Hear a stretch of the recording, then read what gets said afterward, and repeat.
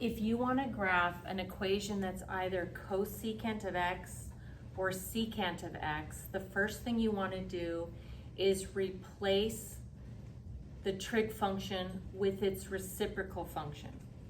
So the reciprocal of cosecant is sine.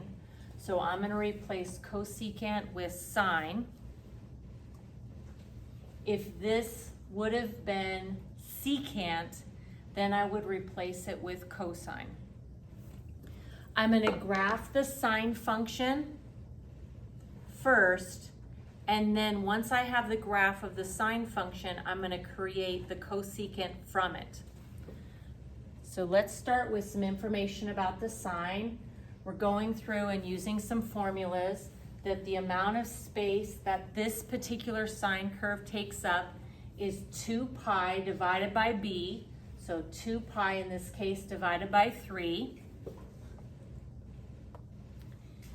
And then next, because this particular curve has not been shifted right or left, I know that my first x value is 0, and then it will finish in this amount of space, so at 2 pi over 3. In another one, I might have to find the phase shift, and then that's going to give me my first number for my critical value.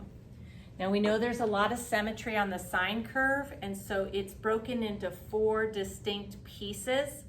So what we want to do is find the x values that are equally spaced to get those 5 points that breaks it up into 4 separate pieces. So I'm going to take and, well, sorry, let me back up for a second. I went ahead and substituted 0 in to go ahead and get the answer. So sine of 0 multiplied by 2 plus 1, and I get 1.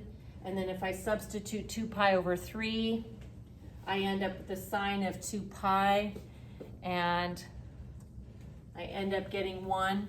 Okay, so now I need to break it down into 4 equal parts. So if this is how much space the entire curve takes up, we want to divide it by 4. If we were doing cosine, you would do the same thing. Okay, so dividing by 4 is multiplying by a 4th. This 2 cancels the 4, we get 2, so I end up with pi over 6. So from here to here, all the way across is a distance of 2 pi over 3, but I want to keep scooting over pi over 6 to get from one key point to the next. So I'm going to start with my original x value and add pi over 6. And then I'm going to take pi over 6 and add another pi over 6. If I happen to simplify that, I get pi over 3. Okay, then I'm going to add pi over 6. If I simplify that, I get pi over 2. And then I could go ahead and add pi over 6 just to verify. And if I add pi over 6, I get to a fraction that's equal. So I feel confident that I have these equally spaced. Now I'm going to go in and just substitute these x values into my equation here, 2 sine of 3x plus 1. And when I make those substitutions, I end up getting these values here. Okay, now we'll go to a graph, and we want to plot these points. So here's my first one. Right 0 up 1. The next one is right pi over 6 up 3. Then right pi over 3 up 1, and so forth. Okay, and I go ahead and just lightly sketch in that sine curve.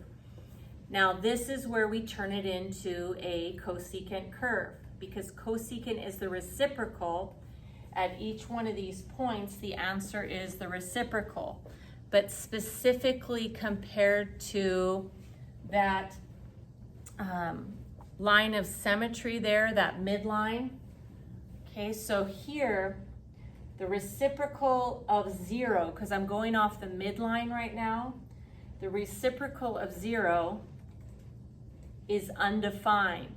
So every place this graph crosses the midline turns into an asymptote. Okay, so those are all asymptotes. And then the way I would just describe it simply is that these peaks and valleys are like hinges. And so you just flip it up like you have a hinge. So boom, boom.